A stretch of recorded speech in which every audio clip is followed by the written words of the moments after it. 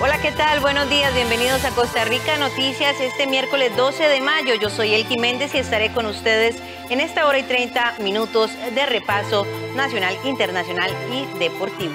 Vamos de inmediato a recordarles a ustedes cuáles son nuestras redes sociales en donde usted nos puede ver y escuchar también.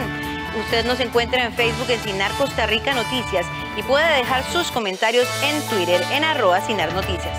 Antes de empezar con la información, vamos a escuchar y ver nuestros titulares. 65% de las personas que requieren atención en unidades de cuidados intensivos por COVID-19 son menores de 60 años. Templos, salones parroquiales, así como centros académicos son algunas de las opciones que las autoridades de salud han encontrado para ampliar la vacunación contra la COVID. La emoción del torneo de clausura quedó para la última fecha. Cada uno de los 6 partidos que cierren la primera fase tienen algo en juego, por lo que algunos equipos incluso deberán estar pendientes de lo que pase en otros estadios. Decenas de turistas latinoamericanos se vacunaron el domingo en la playa de Miami Beach, en Florida, en un puesto que inmunizó a los viajeros con la dosis única de Johnson & Johnson. Al menos 26 palestinos, 9 de ellos niños, murieron la noche de lunes al martes en bombardeos israelíes en Gaza, respondiendo a los cohetes lanzados por movimientos armados. El 65% de las personas que requieren atención en unidades de cuidados intensivos por COVID-19 son menores de 60 años. Además, debido a la saturación hospitalaria, este martes 57 personas se encontraban pendientes de un traslado. Los números de las personas que están requiriendo cuidados intensivos en el país siguen aumentando. Pero, ¿sabe usted cómo luce una de estas unidades? La Caja Costarricense del Seguro Social compartió una serie de videos en donde se puede observar cómo lucen estos espacios, en donde los equipos y herramientas médicas son implementos de primera necesidad y el personal está con todo el equipo de protección, al ser esta uno de los espacios más sensibles de los centros hospitalarios. Y es que los datos de la entidad señalan que a este lunes 1.249 personas requerían de un internamiento y de ellas 454 una unidad de cuidados intensivos. La mayoría de ellos se distribuyen en 82 en Seaco, 94 en el Calderón Guardia, 110 en el Hospital México, 42 en el San Juan de Dios y 45 en el Max Peralta. Según la entidad, los movimientos en la unidad COVID se generaron 43 ingresos, 13 por traslados, 7 salidas de pacientes que salen de UCI a salón y 14 egresos, de ellos 9 fallecidos. Además, este martes había 57 pacientes pendientes de coordinar un traslado, 11 leves, 4 moderados, 29 severos y 13 críticos. Otro dato relevante es que el 65% de las personas que están requiriendo unidades de cuidados intensivos por COVID-19 son personas menores a los 60 años, en donde predomina el grupo de 50 a 59 años con 134 internamientos. Para este inicio de semana, el Ministerio de Salud reportó 1.500 nuevos casos de COVID-19 para un total de 271.478 personas que han adquirido el virus en Costa Rica. Solo el lunes 21 fallecimientos para llegar a una cifra de 3.430 muertes relacionadas al SARS-CoV-2. El Sindicato de Enfermería y el Colegio de Terapeutas insisten en la necesidad de tomar medidas más drásticas como suspender el curso lectivo para detener los contagios de la COVID-19. Los voceros de estas organizaciones además aseguran que las declaraciones dadas el pasado lunes por el presidente de la Comisión Nacional de Emergencias, Alexander Solís, sobre la emergencia sanitaria son contrarias a la realidad que se viven en los centros médicos. Ante la solicitud de los 7 gerentes de la Caja Costarricense de Seguro Social de decretar alerta roja hospitalaria, el Sindicato Nacional de Enfermería y Afines SINAE urgió a las autoridades de salud y de emergencia a tomar medidas más fuertes para detener los contagios.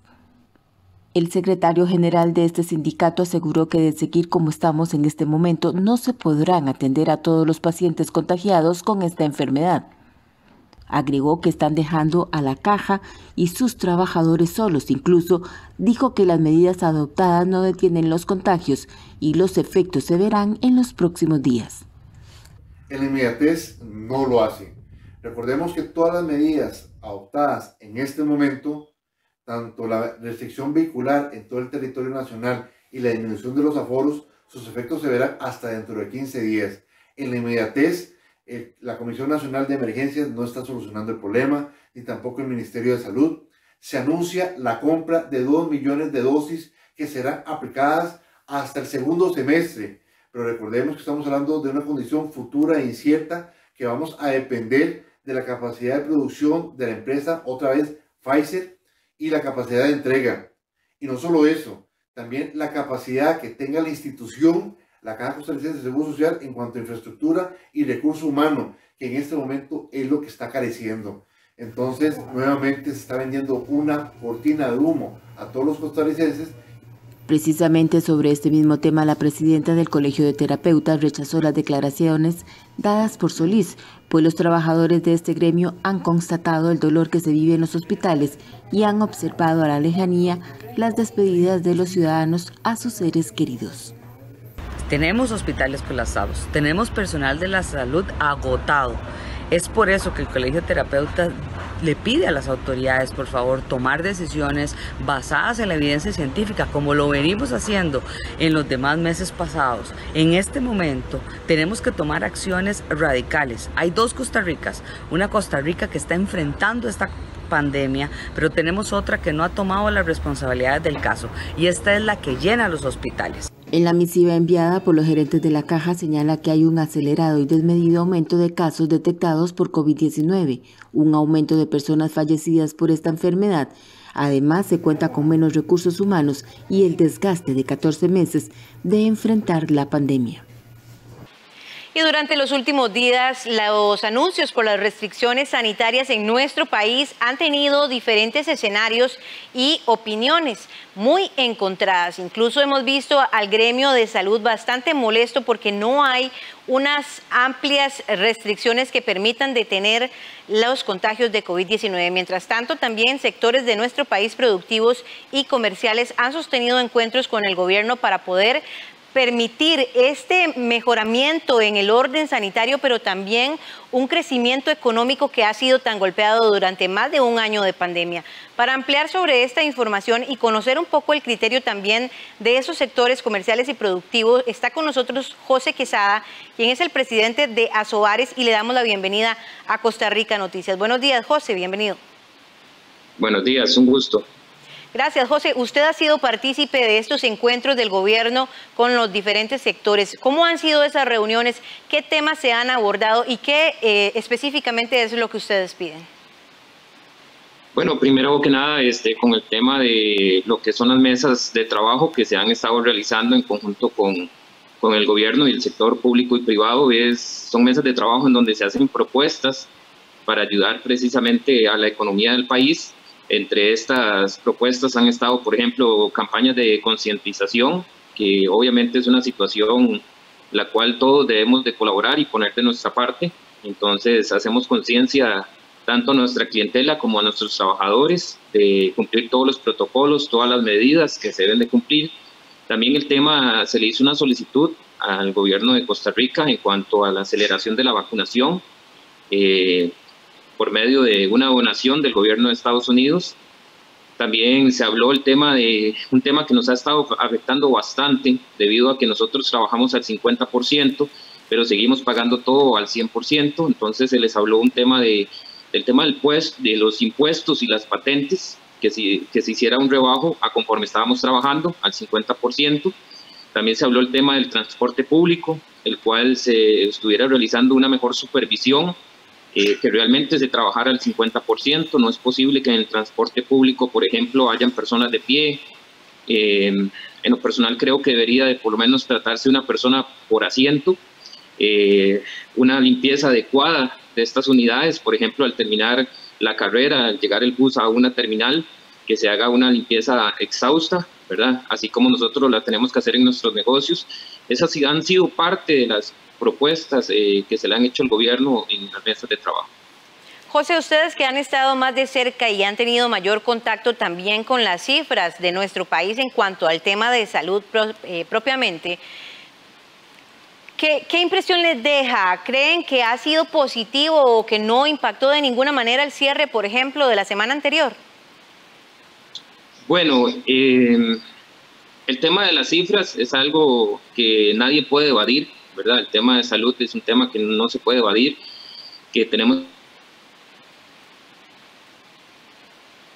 de las cifras económicas. De hecho, eso fue una de las situaciones también que en las mesas de trabajo se les dijo a los señores del gobierno central, a la ministra de Economía, doña Victoria y demás, que si se daban cifras del tema salud, pues también se dieran cifras del tema económico, porque es algo que está afectando muchísimo.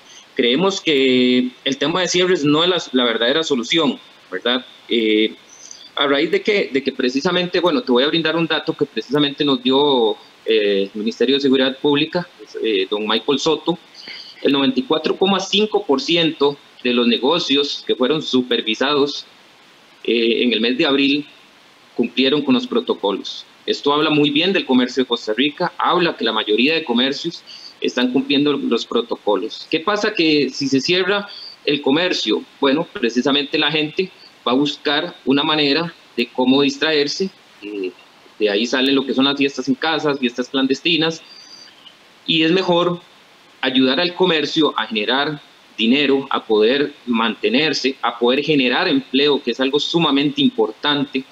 Hoy en día casi 500,000 personas desempleadas. Lo que fue de marzo a septiembre del año pasado, nuestro gremio, en esos 6 meses que estuvo totalmente cerrado, fueron 109,000 personas desempleadas y 75,000 con suspensión laboral.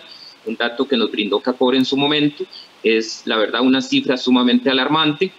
Entonces debemos concientizar que debemos de ser responsables, pero también, así como tenemos cifras de salud, tenemos que tener cifras de economía. Los cierres, por más que se den una semana, 2 semanas, no son situaciones que en realidad vayan a generarle una solución al país. La solución precisamente está en ser todos responsables, en cumplir los protocolos, y es mejor que la ciudadanía vaya a los negocios a hacer lo que tenga que hacer, ya vaya a hacer a una tienda, que se vaya a un bazar, que se vaya a un salón de belleza, a un gimnasio, a un bar-restaurante, en donde realmente se cumplan protocolos, y evitar que se vayan a lugares donde no se cumplen los protocolos. No creemos que los cierres realmente sean la solución a este país. José, precisamente hablemos un poco sobre el gremio como tal de ustedes, que ha sido sin lugar a duda uno de los más golpeados. Los bares de Costa Rica, muchísimos han tenido que cerrar porque ha sido de los pocos locales comerciales que han tenido un margen para poder abrir muy reducido, e incluso con horarios pues poco flexibles también, ¿verdad? Para la gente que pueda salir a disfrutar en las últimas horas del día. ¿Cómo ha sido ese impacto desde el primer momento? Bueno, como te digo, al menos en el tema del desempleo, fue la cifra que precisamente brindé ahora: 109,000 personas desempleadas, 75,000 con suspensión laboral. Para el mes de febrero de este año, del 2021, se dio el dato de 5,000 negocios cerrados entre bares, restaurantes y sodas, una cifra sumamente alarmante, la verdad. El tema del desempleo en Costa Rica es algo que nos afecta muchísimo. A nivel económico, ni siquiera todavía se tiene un dato exacto de las pérdidas multimillonarias que ha tenido nuestro sector. Lo difícil de esto es que muchos son emprendimientos de familias, de señores adultos mayores que tienen sus negocios de hace muchos años. Entonces, hemos sido un sector que al menos en 2020, del marzo a septiembre, se estuvo totalmente cerrado. Se pagaron las patentes al 100%, nunca hubo una reducción en el tema de patentes ni impuestos. Todo lo demás, Hacienda, tributación, la caja, acueductos de alcantarillado, Fersiluz, todo se paga al 100%. No ha habido una anuencia de parte del gobierno en este tema, tampoco por parte de la Asamblea Legislativa. Entonces hemos sido un gremio sumamente afectado. Para enero nos reducen el aforo al 25%, ahora nos reducen el aforo al 25%, nos hacen rebajas de horarios, por ejemplo, de 11 de la noche se pasó a 9 de la noche, también se estuvo en el horario de las 7 de la noche, el tema de la restricción vehicular. Entonces, por diferentes puntos donde usted lo quiera ver, hemos sido un sector que, que se ha visto sumamente afectado y que no hemos podido salir avante en cuanto a la recuperación económica. Venimos de una semana de cierre. Creo que el tema de la reducción de aforos es algo que debería analizarse bien, porque hay negocios muy pequeños. No podemos pensar solamente en los negocios grandes, sino también pensar en los negocios pequeños, que su aforo es limitado, y si lo reducimos a un 25%, la verdad para estos negocios en 15 días no es rentable abrir, y muy probablemente muchos de estos negocios tampoco puedan volver a abrir. Ahora bien, usted menciona que han tenido que pagar durante todo este año los servicios al 100%. Ustedes el pasado lunes también le pedían al gobierno y el fin de semana que redujera el pago de patentes y de impuestos municipales. ¿Cuál fue la postura que tuvo el gobierno ante esta petición? Bueno, por el momento es nula, por el momento no se llega a un acuerdo. Estamos igual que, por ejemplo, en agosto del año pasado, tuvimos una reunión en el MEIC donde se habló un tema de préstamos a nivel de comercio, para ayudar al comercio. Y precisamente la semana pasada tuvimos una reunión con don Carlos Mora, viceministro de Economía, en el cual se le tocó este tema y pues no hay una respuesta, no hay un avance en el tema de negociaciones entre el gobierno y las diferentes entidades bancarias para poder agilizar el tema de préstamos al comercio y poder inyectar un poco de capital. En el tema de patentes, impuestos igual, no hay una solución. Entonces, seguimos precisamente pagando al 100%, sin una respuesta al menos consistente en el tema económico.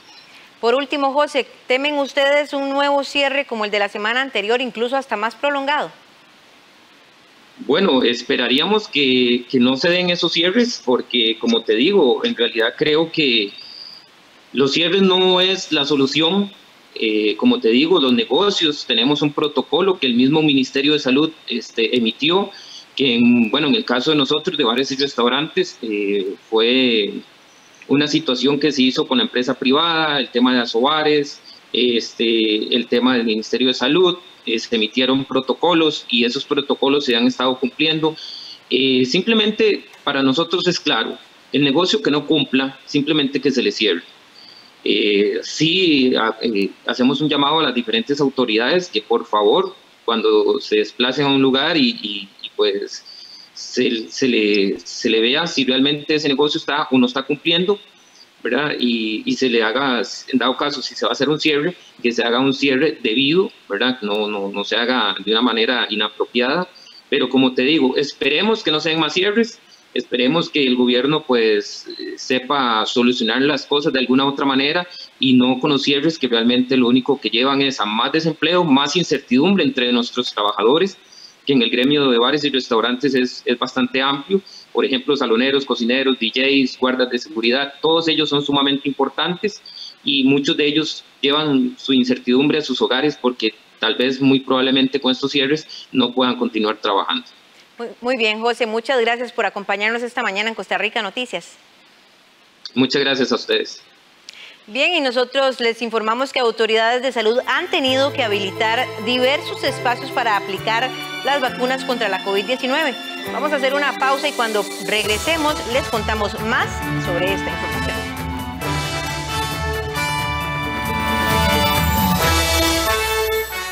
Mi hijo Sebastián pasa mucho tiempo con su celular y su computadora. Por eso analizamos los beneficios y riesgos del Internet, sus gustos propios y cómo distribuir bien el tiempo. Eduquemos sin castigo físico ni trato humillante. Formemos con amor y respeto. PANI y Gobierno de la República. Para conmemorar un aniversario más de la muerte de la escritora y líder femenina Carmen Lira, presentamos Foro 13. Que este programa sea una invitación a conocerla, para analizarla, no idealicemos, estudiemos, analicemos, porque realmente su legado es imborrable. Homenaje a Carmen Lira, el viernes 14 de mayo a las 4 de la tarde, aquí en 13, Costa Rica Televisión. Ritsu es el mayor de 3 hermanos. cancerígeno. Cuando su madre es hospitalizada debido a una enfermedad, él debe hacerse cargo de ellos. Encárguense de este desorden y yo les haré algo de cenar. Así él va descubriendo el maravilloso mundo de la cocina, pero todo empieza a complicarse cuando descubre que es adoptado. Aun cuando Kyoko y tú no están conectados por sangre, también eres el niño precioso de Kyoko, así como Shirade y Kanade. Una comida para el corazón. Una historia familiar que nos conmoverá. De lunes a viernes a las 11:30 de la mañana. Solo en 13. Costa Rica Televisión. Es urgente que ahorremos agua. Mientras nos enjabonamos de las manos y lavamos los platos, cerremos la llave y al abrirla reduzcamos la presión del agua. Revisemos que no existan fugas en el servicio sanitario. Reguemos las plantas de noche y con un recipiente pequeño. Al lavar, aprovechemos el agua con una tanda completa de ropa. Por su seguridad y la protección ante el COVID-19, comprometámonos con el ahorro de agua. AIA, 60 años de llevar salud y bienestar.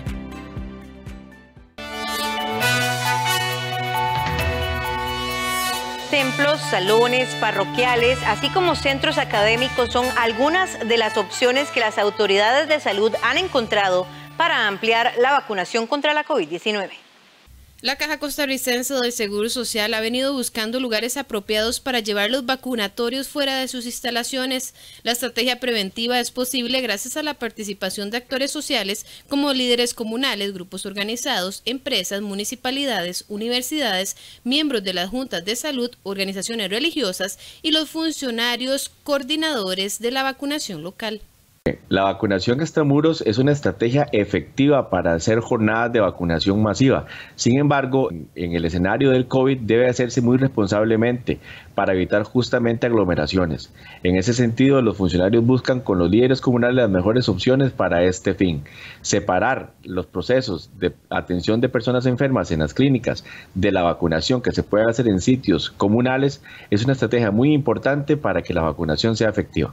Precisamente en la mañana de este martes visitamos la iglesia Visión Osana frente a la clínica de Tibás de Copesaín, en donde se habilitó un vacunatorio que permitirá duplicar la cantidad de dosis contra el coronavirus que se ha venido programando en los últimos meses. Es decir, pasará de 900 a 1.800 personas citadas a vacunación. Hemos habilitado un segundo vacunatorio en la iglesia Osana frente a nuestras instalaciones. El propósito de esta apertura es incrementar nuestra capacidad de vacunación y de igual manera lograr esa cercanía con nuestra área de salud también, porque recordemos que en este proceso de vacunación siempre hay un riesgo, ¿verdad? Y de ahí que se le solicita al paciente que tiene que esperar al menos entre 15 y 20 minutos posterior a su vacunación ante cualquier reacción. Ante esta iniciativa, no solo en este sitio, sino en varios lugares del país, los usuarios se sienten contentos, pues no tienen que competir por espacio con personas que necesitan atención médica. Yo no quería ponérmela, pero por último decidí que sí es mejor prevenir. ¿Qué le parece que realicen estas vacunaciones fuera de la clínica para aumentar la capacidad? Creo que es perfecto porque ahí se unen todas las que farmacia, que los que vienen a médicos y de todo, y si hace demasiada aglomeración, así nos da más tranquilidad de que estamos en esto nada más. Por otro lado, en esta área de salud aseguran que desde la situación de la supuesta falsa vacuna, los usuarios han estado más pendientes de cómo les aplican sus respectivas dosis. Bueno, a raíz de la situación que pasó, que en realidad pues fue muy lamentable, la cooperativa insistió más en lo que es la importancia de que el usuario cuando venga a vacunarse venga con su acompañante, para que su acompañante también observe. Los compañeros ATAPS, como pueden ver aquí atrás, ellos por cada vacuna que están aplicando, están educando al usuario cómo es la aplicación, la dosis, la vía de administración. Se está indicando que la jeringa tiene las 0.3 décimas de la vacuna de Pfizer que se le está aplicando, y luego de aplicada la vacuna, nuevamente se da la educación, se observa la jeringa. Además, con el objetivo de evitar saturaciones, los especialistas en vacunación hacen un llamado para que las personas no pierdan su cita y cumplan con el horario establecido previamente por el personal de salud. Un estudio de la Contraloría General de la República evidencia brechas importantes en la aplicación de vacunas contra la COVID-19. Asimismo, el reporte revela que la información sobre las inmunizaciones está dispersa y se encuentra en formatos y estructuras diferentes. Un informe sobre la Estrategia Nacional de Vacunación en contra de la COVID-19 realizado por la Contraloría General de la República muestra que existe una brecha importante en la aplicación de la vacuna por parte de las áreas de salud y los centros de vacunación de la Caja Costarricense de Seguro Social. El gerente del área Fiscalización para el Desarrollo del Bienestar Social de esta entidad aseguró que para mejorar la cobertura de vacunación se requiere un cruce adecuado de datos entre regiones y localidades para comparar, analizar y realizar una mejora continua. Por ejemplo, en lugares como Colorado y Acosta, los porcentajes de vacunación son del 89,1% y 73,4%, en tanto en lugares como Guapiles y Limón, el porcentaje de vacunación es de un 18,6% y un 16,1%. Además, la Contraloría encontró debilidades en el uso de los datos relacionados con este tema de la vacunación, en tanto se determinó que la información está dispersa y en estructuras y formatos diferentes. Corrales agregó que a pesar de que se han aprobado recursos por más de 77 millones de dólares, en septiembre del año pasado brindaron un monto superior a los 70 millones de dólares. Para el jerarca, esta situación representa que la Comisión Nacional de Emergencias ha gestionado unos 6,65 millones de dólares sin contar con un nuevo plan de inversión. Asimismo, el jerarca dijo que en esta institución afirmaron que en marzo de este año ajustaron el plan, por lo que es importante dar un seguimiento. Las valoraciones positivas a la gestión del presidente Carlos Alvarado y su gobierno por la parte de la ciudadanía vuelven a tener un leve repunte, luego de sufrir una baja durante los últimos meses del año anterior. En tanto, la confianza que obtuvieron las instituciones un año atrás disminuyó. Los datos forman parte de la última encuesta que realizó el Centro de Investigación y Estudios Políticos de la Universidad de Costa Rica. Luego de un año en que las valoraciones positivas y negativas cambiaron mucho hacia la gestión del presidente Carlos Alvarado y su gobierno, el apoyo de los ciudadanos tuvo un leve repunte positivo en abril de este 2021. Las opiniones favorables hacia el gobierno aumentaron de 15% en noviembre del año anterior a 25% en abril de este año, mientras que las opiniones negativas disminuyeron del 66% en noviembre del año anterior a 53% durante abril. En el caso de la aprobación presidencial, lo que se percibe es, pues después de un comportamiento muy influenciado, digamos, por el fenómeno de la pandemia a lo largo del 2020, que incluyó primero un repunte en las calificaciones, digamos, de muy positivas, ¿verdad? Un repunte incluso inédito, ¿verdad? En abril del 2020. Pero que poco a poco se fue diluyendo y ya más bien para noviembre de ese año, del año pasado, más bien había un deterioro muy fuerte, digamos, de la aprobación presidencial y del gobierno en general, ¿verdad? Sin embargo, en abril del 2021, en este momento, pues lo que tenemos es que los niveles de calificación al presidente y al gobierno retornan a los niveles que tenía previo a la pandemia. No obstante, el politólogo del CIEP mencionó que a pesar de que las valoraciones alcanzan un nivel parecido a su primer año de gestión, tampoco son porcentajes muy altos.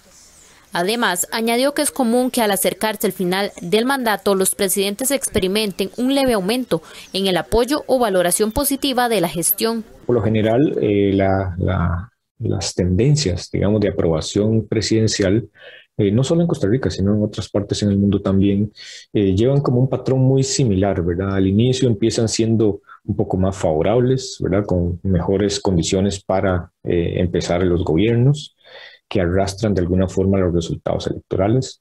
Sin embargo, ya a mitad de su periodo de administración empieza un deterioro, ¿verdad? O sea, un deterioro importante en esas calificaciones, en esa percepción.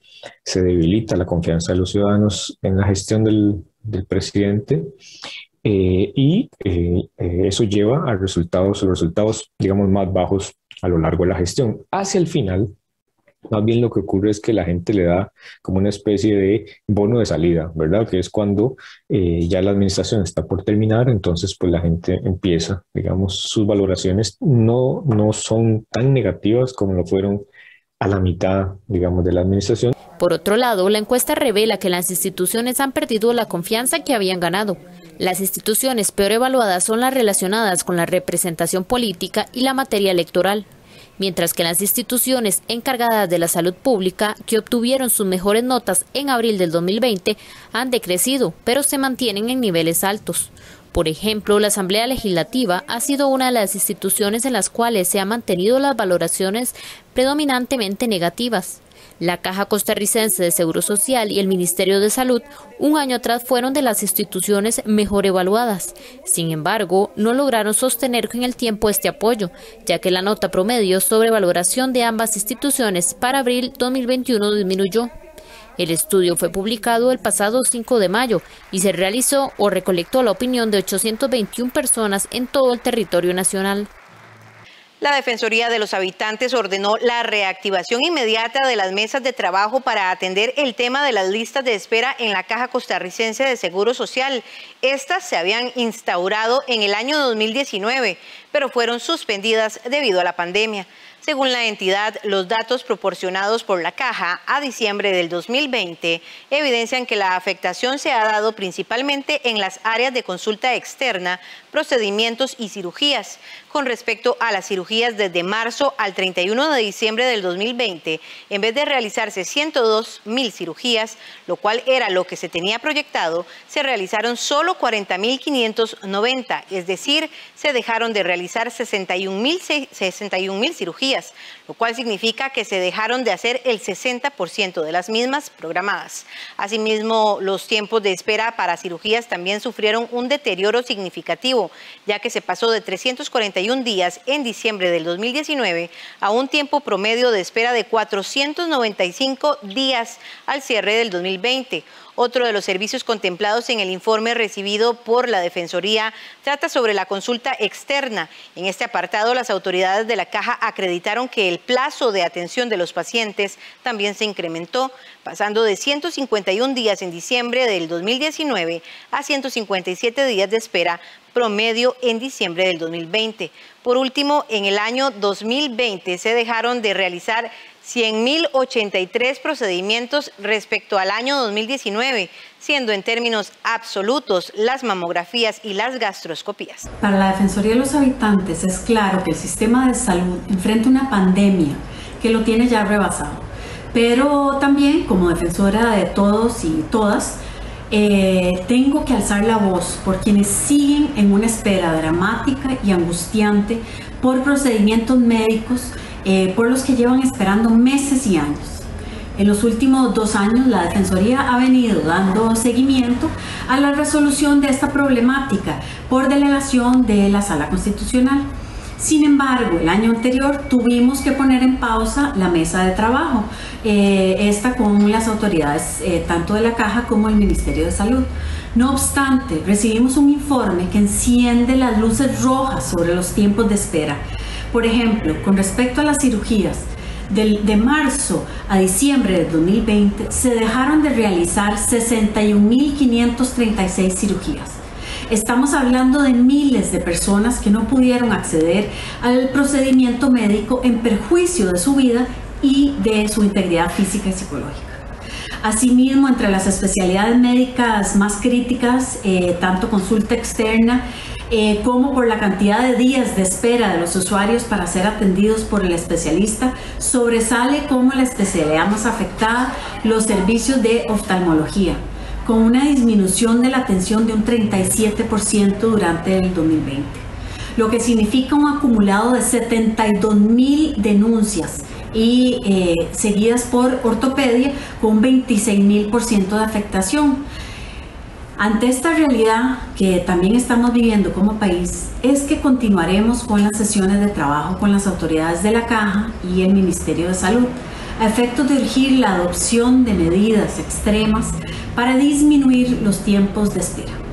Un estudio sobre consumo y turismo post-pandemia en Centroamérica efectuado en Belice, Guatemala, Honduras y Nicaragua señaló que en 3 de estos países los encuestados registraron caídas de ingresos entre el 35% y el 55%. Además, 1 de cada 3 personas manifiesta un mayor deseo de viajar tras la pandemia.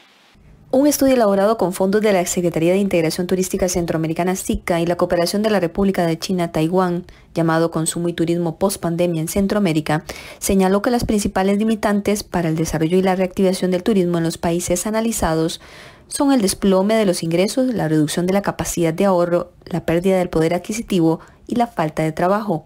El estudio se efectuó en Belice, Guatemala, Honduras y Nicaragua. Los resultados del estudio muestran una fuerte caída en los ingresos económicos. A excepción de Guatemala, donde la mitad de los encuestados no sufrió una reducción de sus ingresos, en los demás países se registra una caída que varía entre el 35 y el 55% respecto a los salarios que los encuestados venían percibiendo. Con la excepción de Belice, donde los viajes y el turismo se posicionan como la actividad con mayor prioridad de consumo, en los 3 países restantes esta actividad ocupa de manera repetida el 5º lugar en cuanto a la prioridad que los encuestados le asignaron en comparación a otros rubros, donde gastar su dinero. Cuando cruzamos, los más jóvenes, y dependiendo en qué trabajen, han tenido un descenso en su capacidad de ahorro y por ende en la elección futura de a qué destinos irían.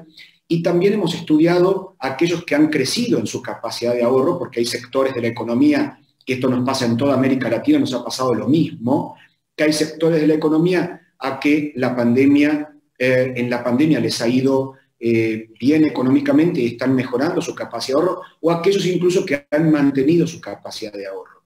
Esto tiene que ver también mucho con, repito, con las edades y con las profesiones. Según los datos, 4 de cada 10 personas manifiestan menos ánimo para realizar un viaje, como consecuencia del aislamiento social. Aún así, a excepción de Nicaragua, donde los números son más bajos, prácticamente 1 de cada 3 personas manifiesta un deseo mayor de viajar. Este incremento se registra en mayor medida en el estrato poblacional más joven. Cuando estudiamos cuáles son los destinos que elegiría post-pandemia, en los primeros lugares aparecen todos los destinos naturales, tanto de lo que estudiamos en Argentina, en Paraguay, como en Centroamérica. Y está pasando lo mismo con respecto a Europa.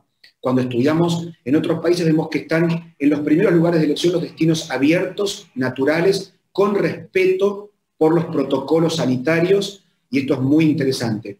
Cuando vemos en términos de en cuánto tiempo usted tardaría en viajar una vez que se termine la pandemia, o por lo menos que esté encaminado y que haya más vacunación, los más jóvenes declaran que están dispuestos, apenas se terminan las restricciones, están dispuestos a salir, mientras que quizás los más grandes, de más de 55, tienen un poquito más de atraso en la elección de cuándo viajarían, de 6 meses en adelante, una vez que se les permita y que terminen las restricciones. La investigación se realizó por la firma costarricense Green Innovations, junto a la consultora argentina Singerman y Macon. El servicio de tren de Heredia a San José se reanudará a partir del próximo 24 de mayo, según estima el Instituto Costarricense de Ferrocarriles, siempre y cuando las condiciones climáticas lo permitan. La suspensión del tren en esta ruta se debió a un deslizamiento al borde de la vía férrea desde el pasado 16 de abril, el cual puso en riesgo el paso del tren en el sector de Santa Rosa de Santo Domingo. El Incofer llevó a cabo estudios en topografía y suelos y se determinó que en la estructura principal se debían ampliar las dimensiones de los muros.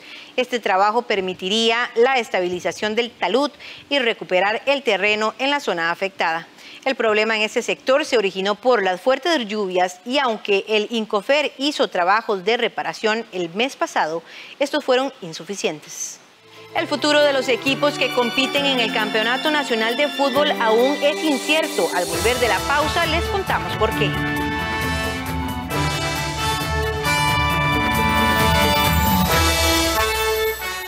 Yo apoyo a mi nieto Felipe cuando hace tareas de la escuela. Juntos hacemos un horario antes e incluimos tiempo para descansar y jugar. Nos gusta conversar y llegar a acuerdos. Eduquemos sin castigo físico ni trato humillante. Formemos con amor y respeto. PANI y Gobierno de la República. Yo soy Kyoko. Lo supe desde el principio. Sí, yo ya sé que eres la madre de Ritsu, Mamá, pero tú estás viviendo tu vida. Cuando tú empezaste a trabajar aquí, ella les cantaba canciones a los niños. No tienes que forzarte a irte. No puedo creer que estuvo ahí todo este tiempo. ¿Y qué harás ahora? Una comida para el corazón. Una historia familiar que nos conmoverá. De lunes a viernes a las 11:30 de la mañana. Solo en 13. Costa Rica Televisión.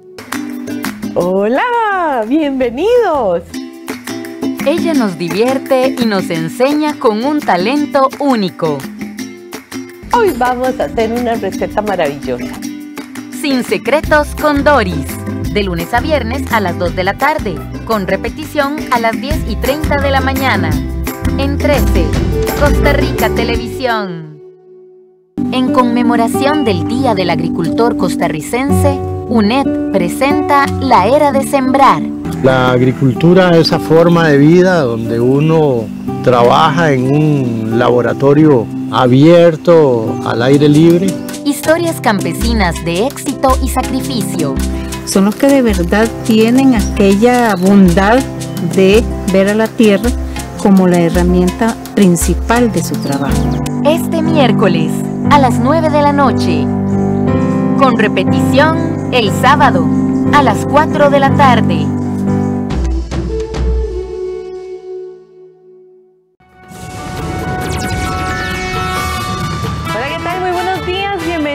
A los deportes, les saluda Andrea Salazar. La emoción del torneo de clausura quedó para la última fecha. Cada uno de los 6 partidos que cierran la primera fase tienen algo en juego, por lo que algunos equipos incluso deberán estar pendientes de lo que pase en otros estadios. Alajuelense y Santos son los únicos equipos que no están obligados a ganar en la última fecha, por lo que jugarán con la única intención de cerrar fuerte de cara a las semifinales y además, en el caso de los manudos, de terminar la primera fase de manera invicta. Los otros 10 clubes se juegan algo, ya sea el boleto a la siguiente fase o evitar ser últimos para no jugar el repechaje por el no descenso. Algunos dependen de sí mismos, otros tendrán que ganar y estar atentos a lo que hagan sus rivales. Los 2 últimos cupos a las semifinales se lo pelean Saprissa, Herediano, Cartaginés, San Carlos, Jicaral y Pérez Celedón, aunque uno de ellos está prácticamente en manos de los morados. Solo una catástrofe sacaría a la S de la ronda final. Los tibaseños visitarán a San Carlos y tendrán que perder 5-0 para no avanzar. Los Toros del Norte necesitan esta goleada o simplemente ganar y que los florenses y brumosos no lo hagan. Pero el team, que es cuarto, enfrentará a Limón FC como local y con solo ganar asegurará el boleto. Incluso puede aspirar al tercer lugar si logra la victoria y Saprissa cae en Ciudad Quesada. Por su parte, Pérez Celedón, Jicaral y Cartaginés tendrán un ojo puesto en los partidos en San Carlos y Estadio Nacional. Los 3 necesitan ganar y que Herediano y San Carlos no lo hagan. Los Guerreros del Sur recibirán a Sporting FC, mientras que los Brumosos visitarán a los de la Península. La zona baja también tendrá mucho en juego. Hoy el último lugar es Limón FC y es quien tiene el boleto a la liguilla por el no descenso. Los caribeños tienen 21 puntos, la misma cantidad que Guadalupe, 1 menos que Municipal Grecia y 2 menos que Sporting FC. Este último ya está sembrado en el repechaje debido a que perdió la liguilla del certamen anterior. Limón deberá ganar en el Estadio Nacional y que por lo menos uno de sus rivales no lo haga. Incluso le serviría el empate si Guadalupe pierde. Si los caribeños son derrotados, los demás se salvan. La Tromba del Caribe tiene una desventaja. Si empatan puntos con otro equipo en el último lugar se quedará en el sótano, ya que sobre él pesa una sanción por no jugar el primer partido del certamen por culpa de una deuda con la Caja Costarricense del Seguro Social. Guadalupe visitará al campeón nacional, Alajuelense, que busca cerrar la primera fase invicto. Por su parte, Grecia jugará en Guapiles ante el Santos. En la última fecha la tabla de posiciones podría ir sufriendo cambios conforme pasen los minutos. En el Clausura 2021, Andrés Carevic ha superado casi todas las marcas de Alajuelense en torneos cortos. El jueves, ante Guadalupe, su rival de turno, podrá cerrar la mejor fase regular de los manudos en los últimos 14 años. La liga es líder en todos los rubros del certamen. Ha roto algunas marcas de la institución rojinegra e incluso podría superar otras a nivel nacional. Los dirigidos por Andrés Carevic podrían finalizar la fase regular sin derrotas, por primera vez desde el 2007, cuando se juegan torneos cortos. En esos 14 años, solo Herediano logró ese hito en el Apertura 2017, pero no fue campeón. La actual planilla manuda es la menos goleada en fases regulares de 20 o 22 partidos, es decir, en los últimos 20 campeonatos. Los porteros Leonel Moreira y Mauricio Vargas han encajado 12 tantos. La anterior mejor marca eran 14 en el Clausura 2018. En ataque también hacen historia. Con los 2 tantos de lunes ante Sporting FC llegaron a 49 anotaciones, igualando así la cifra que marcó Alajuelense en el Apertura 2019 en el primer certamen de Carevic. Si le anotan 3 goles a Guadalupe, igualarán la marca de Saprissa, que marcó 52 en el verano 2016. Además, la liga podría llegar a 52 puntos por segunda vez en torneos cortos. Este es el tercer mejor registro, superado también por el Alajuelense del invierno 2014, que obtuvo 53, y por el Herediano de la Apertura 2017, que hizo 54. Hay 2 registros en los que los manudos pueden instaurar una nueva marca. Una es la diferencia de goles, ya que ningún equipo ha tenido una cifra tan abismal como la que poseen hoy los erizos, con 37 tantos. El otro sería de diferencia de puntos entre el primer y el segundo lugar. En el debut de Carevic en la Apertura 2019, Alajuelense le sacó 12 puntos de ventaja al segundo lugar, Saprissa. Hoy la diferencia con Santos es de 14, por lo que con un triunfo impondría una nueva marca. Incluso podría hacerlo con un empate o derrota si los guapileños no ganan a Municipal Grecia. Hoy nosotros estamos enfocados en terminar bien el torneo el día jueves y después pensaremos en las semifinales y buscaremos nuevamente la seriedad y trabajar el partido como lo hicimos todos los partidos en el torneo regular. Seguramente van a estar los 4 mejores del torneo, seguramente van a ser partidos complicados como lo son todos los partidos, así que bueno, primero valoraremos para terminar el jueves y ya después pensaremos el día domingo. Además, Alajuelense cuenta con 3 jugadores peleando por el título de goleo. Johan Venegas empata en el primer lugar con el jamaiquino Jaibon Is, ambos con 12 tantos. Le sigue el cubano Marcel Hernández con 11 y Jürgens Montenegro con 8. No obstante, por el formato del torneo, si Alajuelense no tiene una buena fase final, de nada le servirá haber sido el amo y señor de la primera ronda, y sus buenos números no serían nada más que registros históricos. Eso sí, Andrés Carevic tiene la oportunidad de lograr algo que nadie ha hecho en 60 años, ser campeón invicto.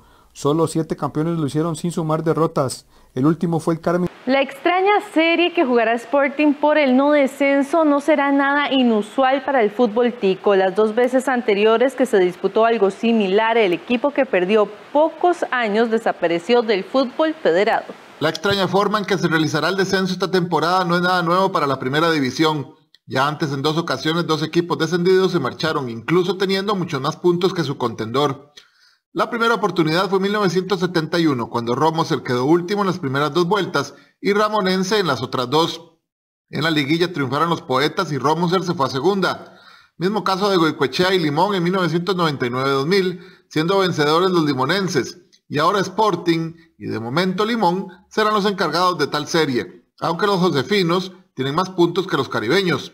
Primero porque teníamos como un colchón ahí como de no sé cuántos puntos, 6, 7, 8 puntos de colchón sobre el último. Y lo otro fue la forma en que se jugó la liguilla. Me recuerdo que el primer partido se abrió Limón, independientemente del marcador del primer partido, se tendría que jugar un segundo y hasta un tercer partido. Así sucedieron aquellas series. Para el torneo de 1971, Ramonense quedó último de las primeras 2 vueltas y Romoser quedó último de las últimas 2. Se enfrentaron ganando los Poetas 0-0 y 3-1. El descendido fue Romoser. En el puntaje general, los josefinos tenían más puntos, ya que tenían 23 sobre 21. En la temporada 99-2000, Limón fue último de apertura y Goicoechea último de clausura. La serie quedó 1-1 en el primer juego, 3-2 ganando los guadalupanos el segundo y 2-0 ganando los limonenses el tercero. Goicoechea fue el descendido, aunque en el puntaje general tenía 51 unidades y 44 los caribeños. Para la temporada 2020-2021, que es la que actualmente se juega, el único que tiene su cupo asegurado en la liguilla es Sporting.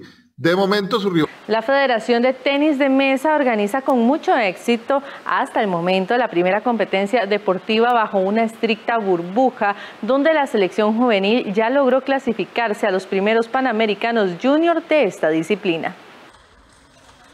Esta semana la Federación Nacional de Tenis de Mesa, FECOTEME, arrancó con 2 eventos internacionales, 2 clasificatorios a Panamericanos y el Centroamericano, siendo los primeros torneos en una estricta burbuja que se realizan en el país. Equipos como Guatemala, Honduras y México vinieron a Costa Rica para ser parte de las competencias. Pero para permanecer en estos torneos nadie puede salirse de la estricta burbuja que se ha implementado. Primero, todos los involucrados tuvieron que realizarse pruebas PCR, tanto jugadores como administrativos. Todos dieron negativo y solo pueden estar en sus respectivos hoteles, utilizando el transporte asignado y permanecer cuando se tenga competencia en la Sala Nacional de Tenis de Mesa. De irrespetar las medidas quedarían fuera del torneo, ya que la idea es no tener contacto con nadie fuera de esta burbuja. Este torneo tuvo que correr sus fechas debido a las medidas sanitarias implementadas la semana pasada por el gobierno, lo cual significó un gran gasto para la FECOTEME. Fácilmente estamos hablando más o menos de un poquito más de 3 millones de colones. Sí, tanto en transporte, en alimentación, hospedaje. Como te digo, hay gente que ya debiera estar fuera, digamos, después de hoy, y no podemos sacarlos porque continúan en el Centroamericano. Las pruebas PCR, que son carísimas, ¿verdad? Gracias a Dios nosotros encontramos un laboratorio que nos diera un buen precio.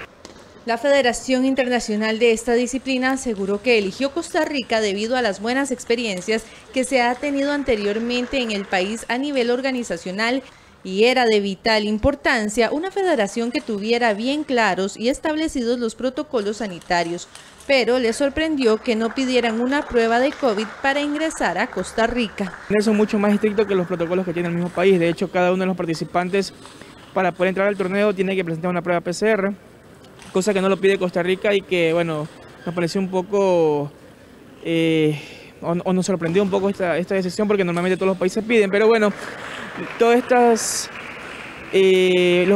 protocolos que estamos trabajando lógicamente para beneficio del torneo y también para que el país no se vea afectado en ningún motivo, ¿no?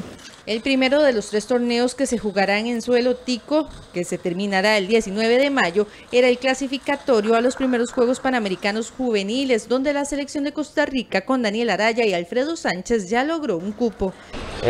Bueno, todo esto es, como le dije, gracias al proceso. Vamos recortando distancias poco a poco, pero se va haciendo. La próxima meta es ganarle a México, que no lo veo bastante lejos, la verdad. Proponiéndonos metas, entrenando bastante, siguiendo un buen proceso. Creo que de la mano con los atletas podemos sobresalir a nivel centroamericano. La última competencia programada es el Centroamericano Mayor. Durante los 9 días de competencia se estarán realizando pruebas de COVID-19 sorpresa para controlar la posibilidad de contagios. Y aunque la pandemia sigue causando incertidumbre sobre los Juegos Olímpicos de Tokio 2020, las competiciones preolímpicas organizadas en Tokio dan una idea de lo que pueden ser los Juegos de verano. Análisis diarios, tribunas vacías y controles. Las competencias preolímpicas organizadas en Tokio, a pesar del estado de alarma sanitaria, van dando una idea de lo que serán los Juegos Olímpicos post-COVID que siguen en pie para este verano. Las pruebas test que están teniendo lugar estos días en Japón buscan convencer a la población local de que los Juegos de verano del 23 de julio al 8 de agosto se pueden organizar en absoluta seguridad, cuando muchas voces se oponen a la celebración de estas justas por la situación sanitaria del país. El domingo, más de 400 atletas, 9 de los cuales venían del extranjero, participaron en una prueba de atletismo ante las gradas vacías del Estadio Olímpico de Tokio. A pesar de que los altavoces del estadio difundían audio grabado de público, el sprinter estadounidense Justin Gatlin consideró que es raro correr en un estadio sin aficionados, tras haberse hecho con los 100 metros. Pese a esto, pequeños grupos de personas se han estado manifestando en la isla nipona en contra de que se realicen las justas olímpicas. Tras la japonesa Naomi Osaka el domingo, su compatriota Kei Nishikori se interrogó también este lunes sobre la posibilidad de poder organizar una burbuja sanitaria eficaz durante los Juegos Olímpicos de verano. Ambos coinciden en que estos Juegos podrían generar riesgos y situaciones incómodas. Las vacunas para los atletas que asistan a las justas ya van siendo realidad. Australia, por ejemplo, ya empezó a vacunar a sus deportistas y ya hay un acuerdo con Pfizer para que todas las delegaciones sean vacunadas antes de llegar a la capital nipona. Más de 10.000 deportistas de 200 países son esperados en Tokio para los Juegos. Una decisión que todavía debe ser tomada es la presencia de espectadores japoneses. Bueno, con esto llegamos al final de la información deportiva, esperando por supuesto que tenga un excelente día. Que usted tiene más información. Gracias, Andrea. Yo creo que los equipos de fútbol nacional, si no tienen pronto una vacuna, que no se ve esa posibilidad tan real, van a tener que viajar a Estados Unidos, en donde sí la están aplicando hasta de forma gratuita. Esa podría ser una de las opciones que se barajan. Con los atletas que están clasificados a Tokio, bueno, ya hay un acuerdo entre el Comité Olímpico Internacional y Pfizer para que cada delegación sea vacunada, así que la tienen un poquito más fácil. Y precisamente de eso vamos a hablar, porque viajar a Estados Unidos para aplicarse la vacuna contra la COVID-19 es una de las medidas que muchos están utilizando. Sin embargo, es importante que tome apuntes sobre algunos aspectos que les contaremos al volver de la pausa.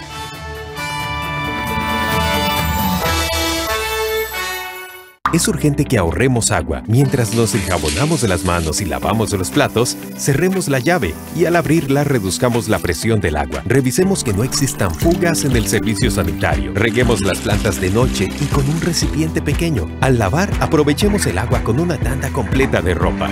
Por su seguridad y la protección ante el COVID-19, comprometámonos con el ahorro de agua. AIA, 60 años de llevar salud y bienestar. Para celebrar la Semana de la Alimentación Saludable, presentamos el especial Esta Semana Vida Saludable. La primera parte el 17 de mayo y la segunda parte el martes 18, ambas a las 4 de la tarde, aquí en 13, Costa Rica Televisión.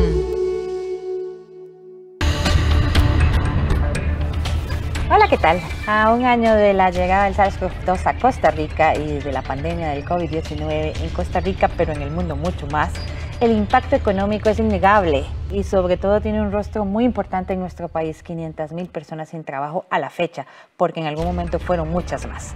Entonces urge reactivar la economía, tomar esas medidas que necesitamos para sacar adelante al país en beneficio de todas y todos los ciudadanos de la República de Costa Rica. De eso vamos a hablar esta semana en Una Mirada. Acompáñanos.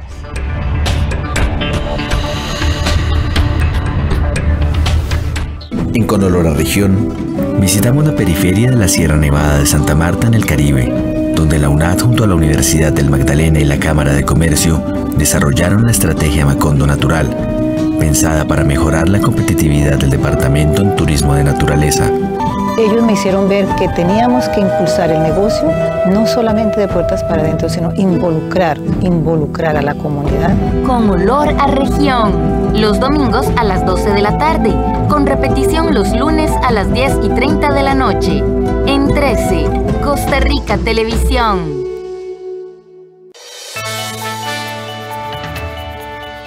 Decenas de turistas latinoamericanos se vacunaron el domingo en playa de Miami Beach, en Florida, en un puesto que inmunizó a los viajeros con la dosis única de Johnson & Johnson. Turismo de vacunas en Miami Beach.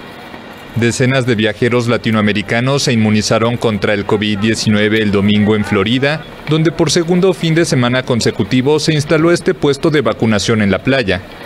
Los visitantes solo tuvieron que registrarse en un sistema en línea. Poco después ya estaban vacunados y esperando su carnet. En México hay pocas vacunas y solo se le están poniendo a los adultos mayores. Y pues yo como joven, la verdad ni siquiera hay posibilidad de que pase, ¿no? Entonces pues fue más fácil venir aquí. La búsqueda de la vacuna va acompañada de un aumento notable en los precios de los pasajes aéreos. Para algunos destinos incluso se ha duplicado el costo. Escuché de la vacuna, entonces me acerqué para ver si consigo la vacuna, sí. En mi país la situación está un poco crítica, la vacunación avanza pero en un proceso lento. Mucha gente todavía no tiene acceso a las vacunas. Veníamos de vacaciones una semana y como creo que en mi país me falta bastante tiempo para vacunarme, dije bueno, si puedo me vacuno. El puesto temporal de vacunación inyectó el domingo 175 vacunas de Johnson & Johnson, la marca favorita de los turistas porque requiere de una sola dosis. Las autoridades están conscientes de que los viajeros están aprovechando la oportunidad. Tenemos muy poca resistencia. Una persona expresó un poco de preocupación sobre la vacuna de Johnson & Johnson. Todos los demás la quieren porque no tienen que volver por otra dosis. En un principio, el estado de Florida solo vacunaba a personas residentes, pero desde que comenzó mayo ya no es necesario mostrar un documento de residencia. Esta flexibilización fue implementada para estimular la vacunación de personas indocumentadas, aunque en los hechos también facilita la llegada de más turistas. Y para ampliar esta información está con nosotros Juan José Romero, quien es epidemiólogo de la Universidad Nacional y a quien le damos los buenos días a Costa Rica Noticias. Muy buenos días, Elki. Don Juan José, hablábamos de cómo se ha ido aumentando el fenómeno de viajar como un turismo de vacunación a Estados Unidos. Una oportunidad que han visto muchas de las personas que ven muy lejos, por lo menos en Costa Rica, la posibilidad de vacunarse. Hablemos un poco sobre esto. ¿Qué tan importante es? ¿Qué tan positivo es? Pero también, ¿cuáles son algunas de las medidas que se deben de tener en cuenta para hacer este viaje?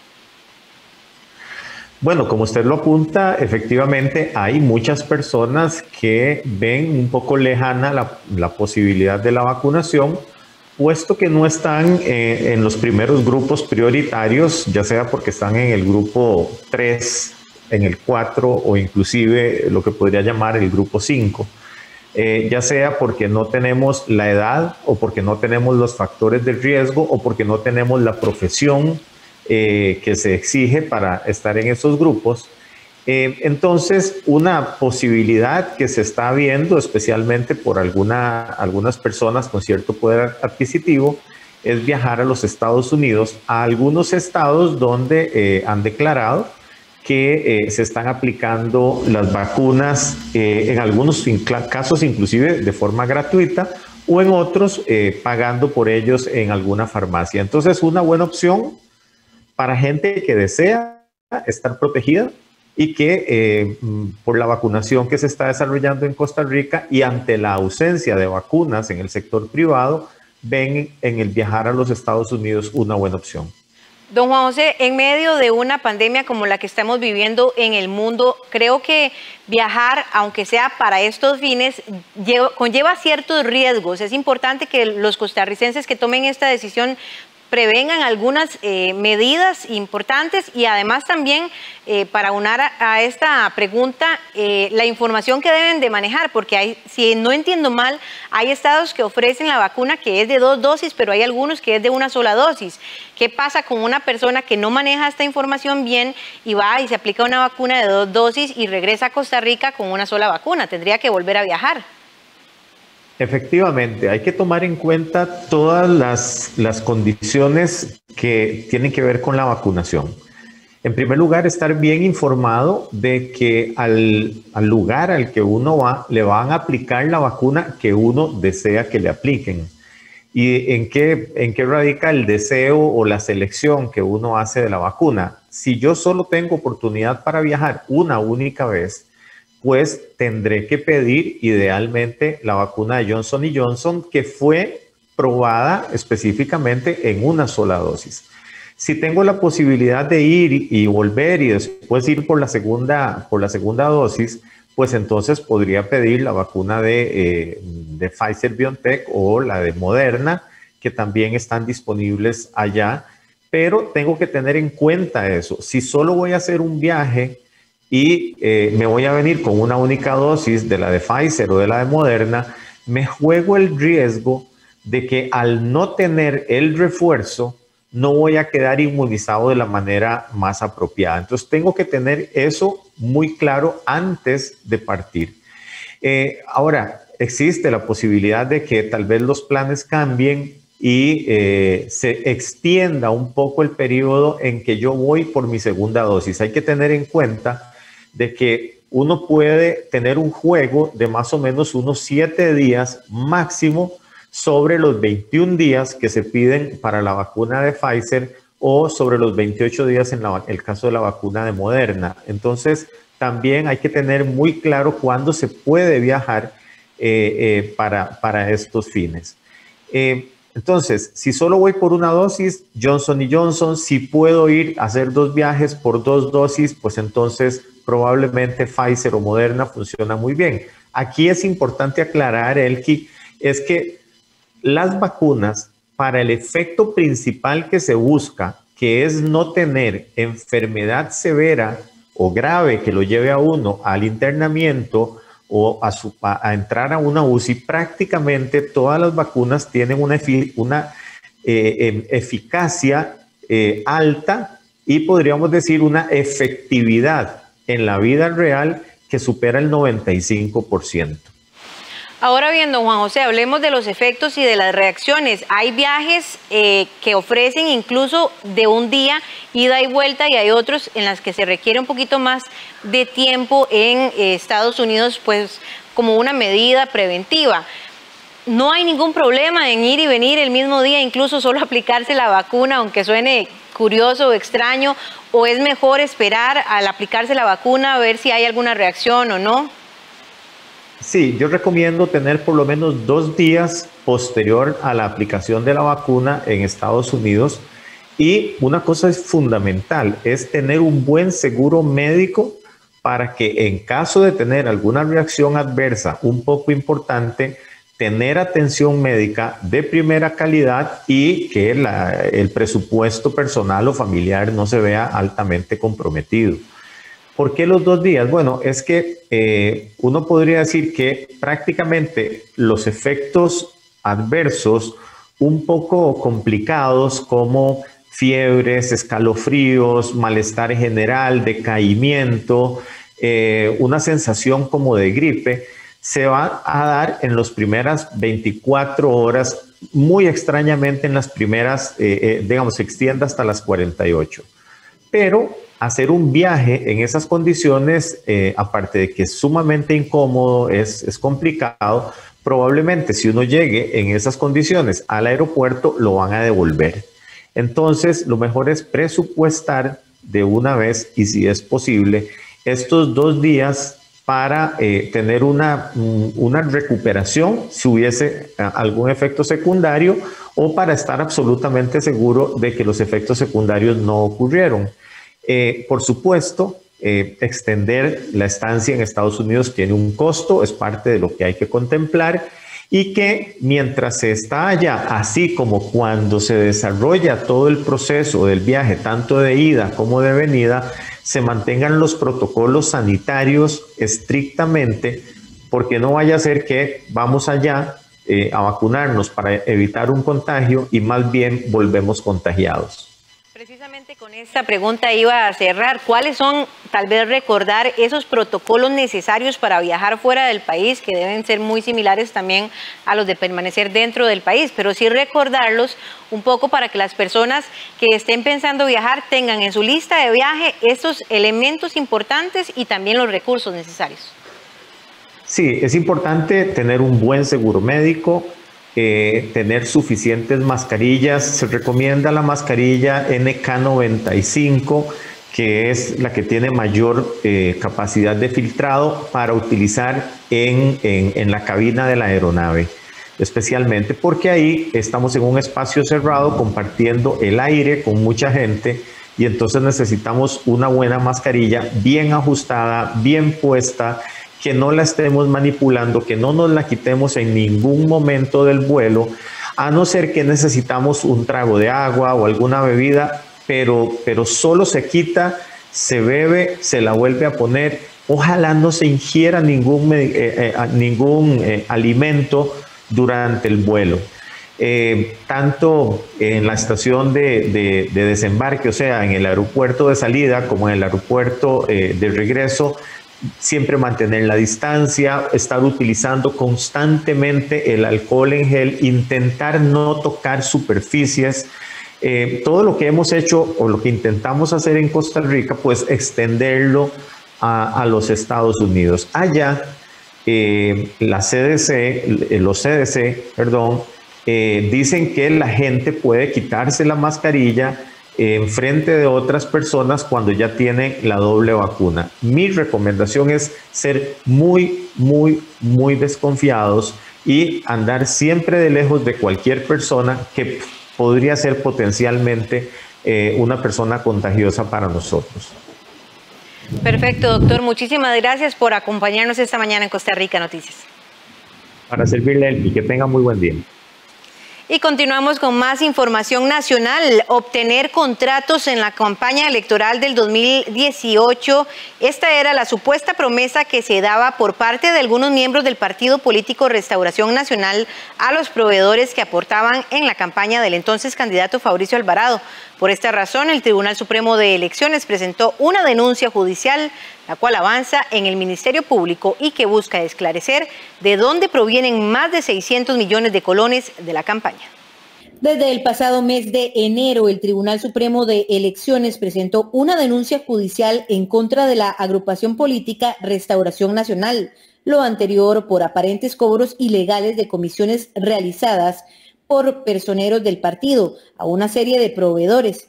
Esto a cambio de que los últimos podrían obtener contratos durante la campaña presidencial del 2018, según información del diario La Nación.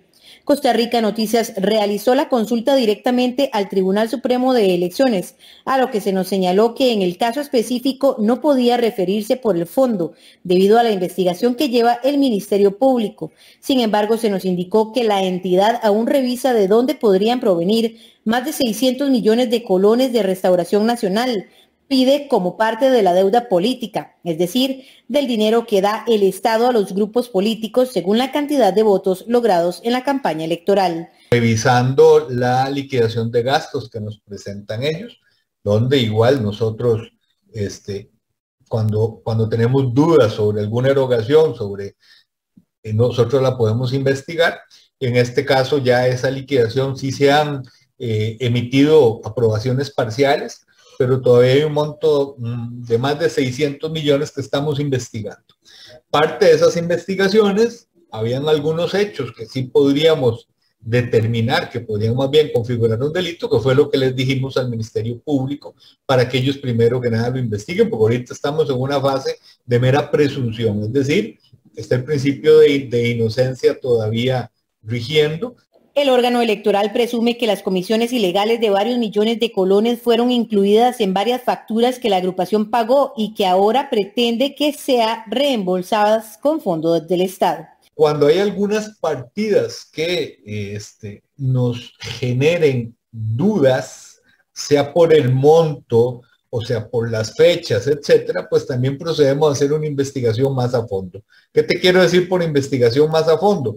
Que no nos quedamos con los meros documentos, es decir, el contrato cuando se exija, la factura, el cheque o la indicación de la transferencia, etcétera, sino que nos vamos al campo allá a conversar con los proveedores, a analizar a los contratistas, a ver, mire, ¿es cierto o no que usted le contrataron? ¿Cuál fue el servicio que usted prestó? ¿Usted trabajó, es cierto o no trabajó? ¿Cuánto fue lo que le pagaron? Para corroborar que en la realidad corresponda a los documentos. Y es que casos como estos no son nuevos para el Tribunal Supremo de Elecciones, pues anteriormente el Movimiento Libertario y el hoy partido de gobierno Acción Ciudadana han recibido condenas por estafas a este órgano electoral por tratar de cobrar más dinero al Estado del que gestaron en la campaña. Pero entonces, ¿a qué se puede exponer una agrupación que comete este tipo de delitos? Cuando un partido induce a error a la administración electoral, en el tanto que los gastos liquidados no son los reales, sino que mediante alguna maniobra trata de que se le restituya más dinero que el que efectivamente gastaron, ¿verdad? Podría ser incurrir, por supuesto, desde un delito de estafa hasta otros delitos electorales que involucran sobre todo responsabilidad sea para el tesorero o para algunas de las personas involucradas en algún tipo de maniobra fraudulenta con el ánimo de, como te digo, inducir error. Intentamos obtener la respuesta del presidente de Restauración Nacional, el hoy diputado y vicepresidente del Congreso, Carlos Avendaño. Sin embargo, para el cierre de esta edición no habíamos obtenido respuesta. ¿Sabía usted que en Costa Rica una persona puede evadir prácticamente 230 millones de colones sin ser considerado esto como un fraude fiscal? Bueno, ante esta cifra millonaria que no se contempla como el delito mencionado anteriormente, la fracción oficialista presentó un proyecto de ley que pretende contrarrestar esta situación. La jefa de fracción del Partido Acción Ciudadana presentó un proyecto de ley que buscará contribuir con la disminución del fraude fiscal en nuestro país, según la propuesta de la legisladora oficialista. Actualmente el fraude fiscal se da en Costa Rica a partir de los 500 salarios bases, siendo así que actualmente se permite que una persona evada cerca de 230 millones de colones sin que esto sea un delito. Por esta razón, la iniciativa propone bajar este umbral. Esta ley lo que viene a hacer es que actualmente para que se considere un delito de fraude fiscal, la evasión tiene que ser mayor a 500 salarios bases. Estamos hablando de 231 millones de colones evadidos en impuestos, es decir que las ganancias tienen que haber sido de miles de millones de colones.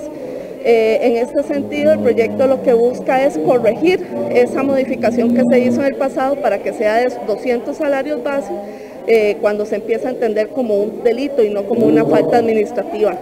Guido explicó que este tipo de herramientas dará más facultades a la Hacienda Pública. Llamar el fraude fiscal por su nombre y sancionarlo con la contundencia que tiene que sancionarse es una forma de desincentivar las prácticas evasivas y también de fortalecer las herramientas de la Hacienda Pública para poder contar con los recursos que de forma absolutamente fraudulenta se han estado evadiendo frente a la administración. La iniciativa se encuentra en los más de 50 proyectos de ley que propuso el gobierno durante las sesiones extraordinarias, las cuales finalizarán el próximo mes de agosto. Sin embargo, a hoy no ha podido ni siquiera verse este ni ninguno de los proyectos por el brote de COVID-19 que mantiene inhabilitado el primer poder de la República, al menos hasta el próximo mes.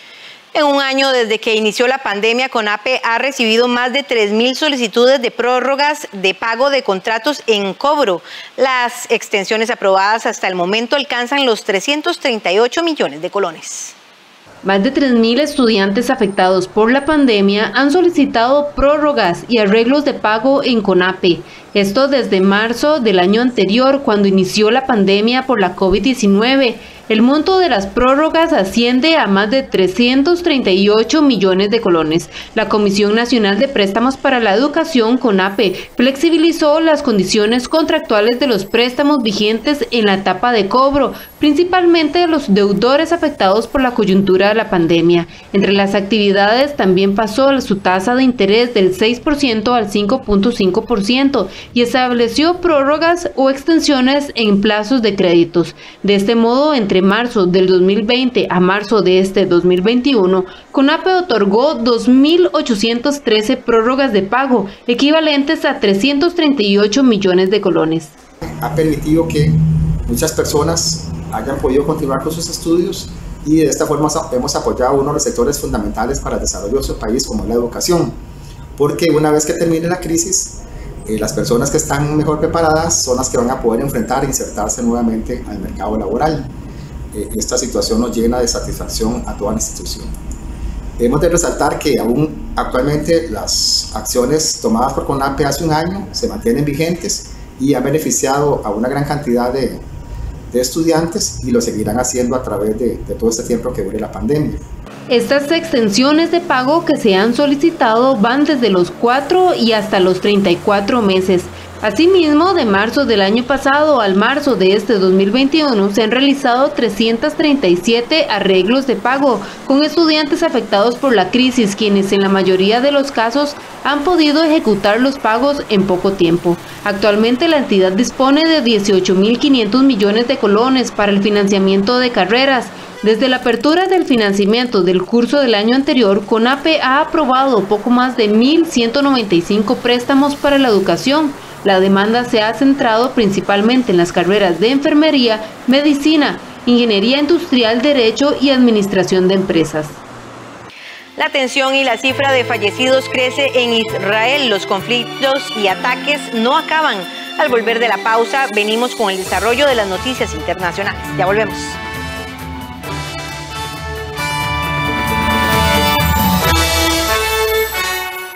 Han pasado 29 días exactamente. ¿Te da miedo que te descubra? Que no estaban así como un jueguillo de los que están. Quítalo. En Cine en Cortos, este jueves 13 de mayo a las 9 de la noche, veremos varios cortos de la serie Secuelas de la Cuarentena, que nos cuentan cómo este estado nos lleva al egoísmo. Aquí en 13, Costa Rica Televisión.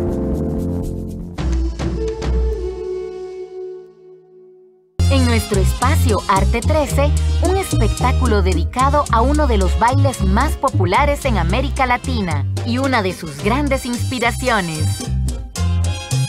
Amores y Boleros, del grupo Curubandé, este domingo 16 de mayo a las 2:30 de la tarde, en 13, Costa Rica Televisión. La Sagrada Eucaristía desde nuestra Catedral Metropolitana y en diferentes templos del país los domingos a las 9 de la mañana y a las 5 de la tarde. Aquí en 13, Costa Rica Televisión. Me lavo las manos con agua y jabón, con agua y jabón, con agua y jabón. Porque la limpieza, dice mi mamá, es una belleza y salud nos da. Por arriba, por abajo y entre los deditos. Me lavo las uñas y las muñequitas. Por arriba, por abajo y entre los deditos. Con agua y jabón, con agua y jabón. Me lavo las manos con agua y jabón.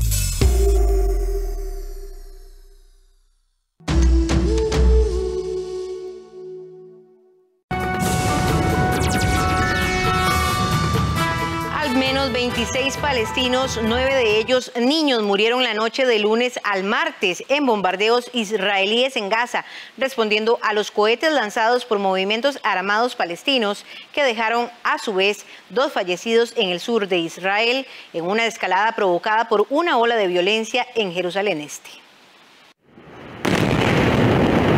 Sigue la ola de violencia en Jerusalén Este y la Franja de Gaza. Desde el lunes, los movimientos armados palestinos lanzaron más de 300 cohetes hacia Israel, cuyo sistema antimisiles interceptó más del 90%.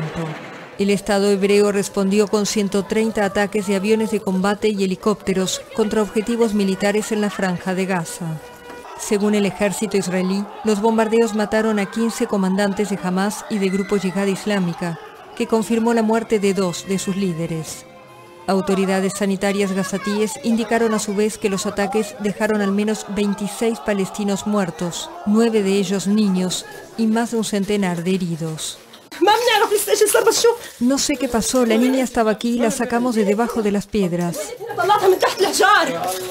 El martes se lanzaron más cohetes desde el enclave palestino, mientras el brazo armado de las brigadas Qassam, afiliadas a Hamas, juró que convertiría la ciudad israelí de Ascalón, en el sur, en un infierno.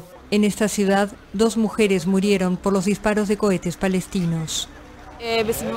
Me desperté hacia las 5 de la mañana con el sonido de las sirenas y nos metimos en el armario, porque no tenemos zona segura en la casa. Hubo una explosión muy fuerte, nunca había escuchado algo así. Me di cuenta de que el misil había caído aquí. En respuesta a los disparos de cohetes, el primer ministro Benjamín Netanyahu aseguró que Israel va a intensificar sus ataques contra Hamas. Desde ayer el ejército ha llevado a cabo centenares de ataques contra Hamas y la yihad islámica en Gaza. Eliminamos a comandantes, golpeamos muchos objetivos importantes y vamos a intensificar aún más la fuerza de nuestros ataques. Hamas será golpeado de una manera que no se espera. Las tensiones de los últimos días en Jerusalén se han convertido en los peores disturbios en la ciudad desde 2017.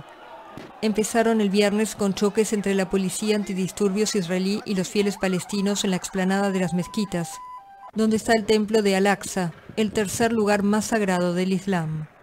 Desde entonces, los disturbios nocturnos en Jerusalén Este han dejado cientos de palestinos heridos y han provocado llamados internacionales a una desescalada. Nancy González llevó a su hermano enfermo de COVID-19 a un hospital del Seguro Social en Asunción, pero estaba tan saturado que lo trasladó a una clínica privada donde quedó internado en terapia intensiva. Se salvó, aunque ahora la deuda de la familia es enorme. Paraguay sufre un pico de contagios de coronavirus que ha desbordado los hospitales. Muchos pacientes son atendidos con oxígeno y suero en sillones o en camillas que se colocan en los pasillos. No hay lugar, solo es a la suerte, un milagro conseguir una silla con un oxígeno. Y mi papá estuvo como 8 días sentado en silla con su pie todo hinchado, neumonía bilateral él y neumonía bilateral mi mamá.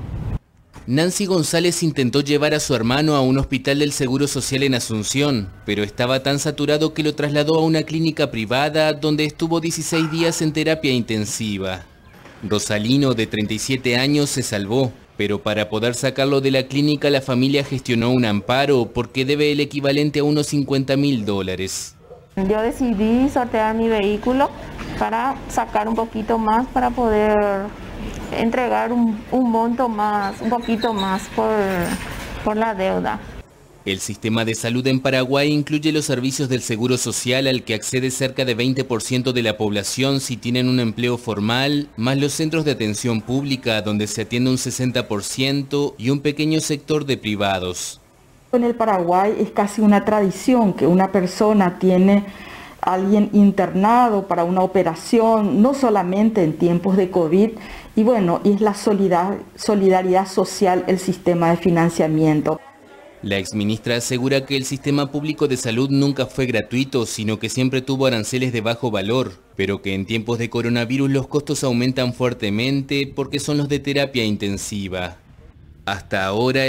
Varios estados brasileños, entre ellos Sao Paulo y Río de Janeiro, anunciaron este martes la suspensión de la inmunización de gestantes con la vacuna anti-COVID de AstraZeneca, siguiendo una recomendación del regulador sanitario que avisa tras un evento adverso investigado por el Ministerio de Salud. Restricciones en Brasil a la vacuna contra el coronavirus de AstraZeneca. Más de una decena de estados brasileños, entre ellos Sao Paulo y Río de Janeiro, decidieron el martes por precaución suspender la aplicación de este inmunizante en embarazadas y puérperas. La medida sigue a una recomendación de la Agencia Nacional de Vigilancia Sanitaria, tras un evento adverso investigado por el Ministerio de Salud. El regulador sanitario recomendó la noche del lunes la suspensión inmediata de su uso en gestantes, argumentando que su aplicación en este grupo no está prevista en el prospecto del fármaco. De acuerdo con el periódico Folha de Sao Paulo, el ministerio investiga la muerte de una mujer en Río de Janeiro que recibió el inmunizante. Consultadas por la AFP, las autoridades no confirmaron de inmediato esta información. Brasil está inmunizando a la mayoría de su población con la vacuna china Coronavac, producida en asociación con el Instituto Butantan de Sao Paulo. En menor medida también se administra la de AstraZeneca y la Universidad de Oxford, fabricada localmente por la Fundación. Y llegamos al final de esta entrega informativa. Agradecemos su compañía y les deseamos que pasen un feliz miércoles. Buenos días.